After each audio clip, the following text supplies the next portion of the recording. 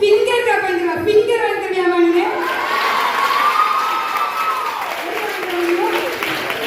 இங்க எழுந்து போயிருமா. இதுல கவர் எங்க போய் போட? அதோட கண்ணு எல்லாம் போயிடும். கண்ணாடி வேணா வாங்கி தரலாம். கண்ணை வாங்கி தர முடியுமா? கண்ணாடி வாங்கி வைக்கணும். நம்ம பாருங்க பிள்ளைங்க ஒத்துக்கிறாங்க. அது மாதிரி இவங்களோட இப்போ இருக்கக்கூடிய தாய்மார்கள்லாம் வந்து தாலாட்டை வந்து எப்படி பாருன்னா நிலா பார்த்து எதுக்கு சோறு விட்டுறீங்க? ஏன் நாங்கள் தான் யூடியூப்ல வச்சிருக்கோமே, தாலாட்டை போட்டு விட்டுட்டு நீங்கள் உங்க வேலையை பாருங்க. அதுக்கப்புறம் விழுந்து இறங்கி வீட்டு விட்டு போயிடும். இல்லை என்ன பிள்ளை பார்த்து கூட இருந்து அந்த அன்னையோடைய அரவணைப்பை கொடுத்து சோறு ஊட்டணும். அந்த நிலாவை காட்டும் போது எங்களோட பாட்டிலாம் சொல்லுவாங்க, நிலாவில் வந்து பாட்டி வள சொல்றாங்க. இப்ப எங்க காலத்துல நாங்க நிலாவிலே போய் பார்த்து வரோம். பாட்டி இருக்கா, பாட்டி வாழ முடியுமான்னு பார்த்து வரோம் இல்லையா? இந்த இதை வந்து நம்ம கற்பனை பண்ணிக்கிட்டே கூடாது. நிலா எப்படி இருக்கும், அதுல எப்படி மண் இருக்கும், அதுல பாட்டி எப்படி உட்காந்துருப்பா. இந்த கற்பனை சக்தி தூண்டி விட்டதுனாலதான் இன்னைக்கு தமிழ் துறையில உட்காந்து நான் கவிதை எழுதிட்டு இருக்கேன். இந்த கவிதைக்கு அடித்தல் பட்டது என் அன்னை இல்லையா? இந்த கற்பனை எல்லாம் செய்ய முடியாம, கற்பனை திறனே இல்லாம மூளையை நல்லா தூங்க விட்டுட்டு பேச்சு. அப்புறம் இன்டர்வியூலாம் நம்ம இன்டர்வியூ கார்டெல்லாம் வந்து ஊர் ஊரா வந்து கொடுப்பாங்க. அந்த பஞ்சாயத்து தலைவர் மறந்துடுவாரு. ஏன் எந்த காலத்துலமா இருக்கேன் நீ? பஞ்சாயத்து தலைவரே எங்க இருக்காருன்னு போன் போட்டு தான் நாங்க தேட வைப்போம். சரியா? அவசியம்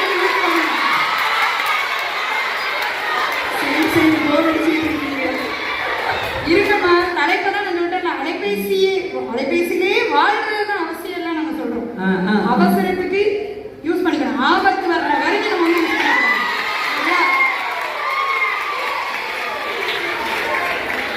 பஞ்சாயத்து தலைவரை தேடி கண்டுபிடிச்சு லெட்டர் கொடுக்கறதுக்குள்ள இன்டர்வியூ முடிச்சுட்டான். இவங்க இதனால இப்ப என்ன பண்றாங்க, ஆன்லைன்ல அப்ளை பண்ணி வைக்கிறாங்க. ஹோம் நர்ஸுக்குலாம் அப்ளை பண்ணி வைப்பாங்கல்ல, நம்ம எல்லாம் ஏதோ யாரையோ அனுப்பி விட்டுருக்காங்க. இதெல்லாம் வேண்டாம், கார்டு வந்து நம்ம இன்டர்வியூ போக முடியாது, அவரை தேட முடியாது. இப்படி அப்ளை பண்ணி வச்சுட்டு போய் பார்த்தா அந்த படத்துல சொல்லுவாங்கல்ல, கேட்கறான் கம்பெனி மாதிரி. அங்க ஒரு கம்பெனியே இல்லை. அந்த கம்பெனியே ஃபேக், அந்த ஐடியே ஃபேக். மற்றவங்க அப்ளை பண்ணாலும் அப்படி இருக்க வாய்ப்பு இருக்கு தானே? நேரம் அப்ளை பண்ணாலும் மன்னாரன் கம்பெனி வந்து 50 வருஷத்துக்கு முன்னாடியே மன்னாரன் கம்பெனி வந்து அதே மாதிரி இப்ப எப்படினாலும் ஆன்லைன்ல இருக்கக்கூடிய எல்லா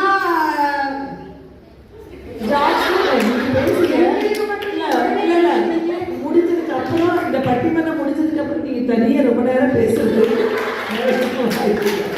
இப்போ குறித்த நேரம் முடியும். இப்போ இவங்க சொன்னாங்க, சகோதரி சொன்னாங்க, நான் போய் பேங்க்ல போய் உட்காந்துருந்தேன், டோக்கன் 1 2 வந்துச்சா, 4 5 வச்சு உங்க நம்பர் விட்டுட்டாங்க. என்ன பண்ணிருப்பாங்க நீங்க சொல்லுங்க? அப்படி நோண்டி இருக்கிறதெல்லாம் நம்பர் மிஸ் ஆகிருக்கும். அப்புறம் கூகுள் பே, ஜிபே பண்ணுவாங்க. ஒரு அழுத்து தான் 1 லட்சம் ரூபாய் சோழி முடிஞ்சுது. ஒரே அழுத்து இல்லையா? நாங்க சரியா போடலன்னா அதுவும் முடிஞ்சது. என்ன மாதிரி லட்சத்தை தொலைக்கிறதே ஃப்ரீயா இருக்காது. அது மாதிரி அலைபேசி வாழ்க்கை அவசியம் இல்லைன்னு எதுக்கு சொல்றோம்னா, ரீல்ஸ் போடுறது. ரீல்ஸ் போடாமல் இருக்கவே முடியாது. சில பேருக்கு காஃபி குடிக்கிற மாதிரி ஒரு நாளைக்கு ஒரு ரீல்ஸ், ஒரு 2 ரீல்ஸா போட்டாதான் தூக்கமே. நேரத்துக்கு முன்னாடி அவசியம்னு பேச வந்தவங்க யாருமே செல்ஃபி எடுக்கல. ஆபத்து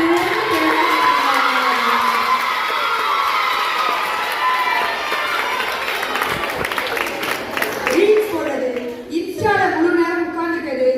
நான் சகோதரினால தீபாவளிக்கு ஒரு நாள் ஷாப்பிங் போய் காலையில போய் சாயந்தரம் ஆச்சா. பரவாயில்லம்மா, நாங்கெல்லாம் தீபாவளி பொங்கல் புத்தாண்டு வந்தாதான் போடுவோம். நீங்க எந்த நேரம்ல ஷாப்பிங்ல உட்காந்து ஷாப்பிங் போட்டுட்டு இருக்கீங்க? அது அப்பா அம்மா பணம் போறதுதான் மிச்சம். ஒரு ஃப்ரெண்டுக்கு பிறந்த நாளுக்குலாம் ஷாப்பிங் பண்ற கேஸ் அந்த கேஸ் பணம் போயிட்டு இருக்கும். 20 ரூபா 50 ரூபா 70 ரூபா 100 ரூபா இப்படி போவோம். ஆனால் சம்பளம் ஃபுல்லாக 15 தேதி காலி ஆகும். இதே நீங்க பேங்க்ல போய் எடுத்துட்டு வந்து வச்சு செலவு பண்ணீங்கன்னா அந்த மாசம் ஃபுல்லா 15,000 போகும் இல்லையா? இதெல்லாம் வந்து எங்களுக்கு பெரியவங்க சொல்லி கொடுத்தது, போன்ல பார்த்தது இல்லை. அதே மாதிரி நம்ம பேங்க்ல போய் உட்காந்துட்டு இருந்து இவங்களுக்குலாம் செல்லானே ஃபில் பண்ண தெரியாது. அது இங்கிலீஷ் கிராமர் கிளாஸ்லாம் நடக்கும். தெரியுமா உங்களுக்கு? கிராமர்ல நடத்துவாங்கல்ல, டிடி எப்படி ஃபில் பண்றது அப்படின்னு. ஹிமாச்சல் பிரதேசில் கூட ஒருத்தன் செக்கில் வந்து 16,000 எவ்வளோ இது எழுதுறதுக்கு தப்பாக எழுதி பள்ளி கல்வித்துறை அவர் மேலே நடவடிக்கையும் எடுத்திருக்கு. அதனால சஸ்பெண்ட் பண்ணியிருக்கு. அந்த அளவுக்கு அது மொழி திறன் வந்து அப்படியே குறைஞ்சிட்டு போறதுன்னு அவங்க சொல்றது உண்மைதான். ஆபத்தை நோக்கி தான். உள்ளங்கையில் உலகம் இருக்கிறது என்று உற்று பார்த்துக் கொண்டிருக்கிறாய். கைக்குள் தெரிவது உலகம் அல்ல, உன்னை மூழ்கடித்துக் கொண்டிருக்கும் ஆழ்கடல். ஒரு நாள் மீள நினைக்கும் போது புதைந்து கொண்டிருப்பாய். அவசியம் அவசியம் நம்ம வந்து வச்சு பார்த்துட்டே இருக்கோம், ஆனால் அது நம்மளே மூழ்கடிக்கும் போது நம்மளால மீண்டு வரவே முடியாது அப்படின்னு ஒரு கவிஞன் சொல்லியிருக்கான். அது மாதிரி சொல்லுவாங்க, மனசு வந்து தொப்பையோட இருக்கிறது தப்பு இல்லை, ஆனால் குப்பையோட இருக்கிறதெல்லாம் தப்புன்னு. நம்ம இந்த யூடியூப் அப்படிங்கிற இன்ஸ்டாங்கிற குப்பையோட தான் முழு நேரம் வாழ்ந்துட்டே இருக்கோம். இது அது மாதிரி இந்த குப்பையை தரக்கூடிய அந்த செல்போன் வாழ்க்கை நமக்கு அவசியம் இல்லை இல்லை இல்லை. 10 பேர் கெட்டாதான் வாழ்க்கை செம்மையாகுங்கிற எண்ணத்தோட இயங்கிட்டு இருக்கிறது தான் இன்னைக்கு இருக்கக்கூடிய சமூக வலைதளங்கள். எது உண்மை எது பொய்ன்னு நம்மளால கண்டே பிடிக்க முடியாது. பெரும்பாலும் 99% தலைப்புக்கும் உள்ள இருக்கிற கண்டென்ட்டுக்கும் சம்பந்தமே இருக்காது. நம்ம ஒன்றை தேடி போவோம், ஆனால் பல குப்பைகள் வந்து விழும்.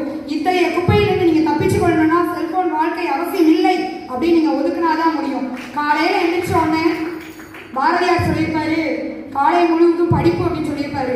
ஆனா இன்னைக்கு நீங்களே சொல்றீங்க, எந்திரிச்சு வாய் கழுவாம வாட்ஸ்அப் பார்ப்போம் அப்படின்னு. எதிரி நீங்க மாதிரி தாலாட்டை மறந்தோம், அலாரத்தை மறந்தோம், கடிதத்தை மறந்தோம், நூலகத்தை மறந்தோம், டைரியை மறந்தோம், எல்லாத்தையும் மறந்தோம். எல்லாத்துக்கும் ஆன்லைன்ல நீங்க வாங்குறீங்கல்ல, நேரம் இருக்காம குளிக்கிறதுக்கு, குளிச்சு ட்ரெஸ் பண்ணதுக்கு ஹாஸ்டல்ல இருக்கிற பிள்ளைகிட்டலாம் கேட்டா சொல்லும் இல்லையா, குளிச்சு கிளம்ப நேரம் இல்லை. ஏன்னா நைட்டெல்லாம் போர்வையை மூடிக்கிட்டு நோய் நோய் நோய் நோண்டிக்கிட்டே இருக்கிறது. காலையில கண்ணு நான் தான் முதல்ல சொல்றேன்ல, நீங்க எல்லாம் தங்கம்மா, தங்கத்தை யார் சொன்னா? நான் சொல்றது கன்னியாகுமரி கடலுக்கு மேற்க இமயமலைக்கு தெற்க சரியா? எல்லாத்தையும் மறந்துறீங்க, நேரத்தையும் மறந்துக்கிட்டே. அதாவது எல்லாருக்குமே வந்து best friend, just friend, boy friend, girl friend, school friend, college friend, Insta friend, WhatsApp friend, எல்லா ஃப்ரெண்டும் உண்டு. ஆனா நம்ம கூட ஓடி வந்து உதவுறது உணர்வுபூர்வமான ஃப்ரெண்டா இருந்தா மட்டும்தான் முடியும். அதனால நீங்க செல்போன்ல ஃப்ரெண்டை கேட்டதெல்லாம் விட்டுட்டு, பொய் சொல்லவும் பொய் பேசவும் கற்றுக் கொடுக்கக்கூடிய இந்த போனை விட்டுட்டு உணர்வோடு இருக்கக்கூடிய உறவுகளை நீங்க வச்சிருந்தீங்க அப்படின்னா என்றைக்குமே உங்களுக்கு சந்தோஷம் நிலைக்கும் அப்படின்னு சொல்லிக்கொண்டு, எப்படி பார்த்தாலும் செல்போன் அவசியம் இல்லை அவசியம் இல்லை அவசியமே இல்லை நமக்கு அப்படின்னு இதோட முடிவெடுத்து நம்ம உலகத்தை பார்க்கறதுக்கு நம்ம என்ன செய்யலாம், வாழப்போலாம். வாய்ப்பளித்ததற்கும் வாய்மொழி கேட்டதற்கும் நன்றி கூறி விடைபெறுகிறேன். நன்றி.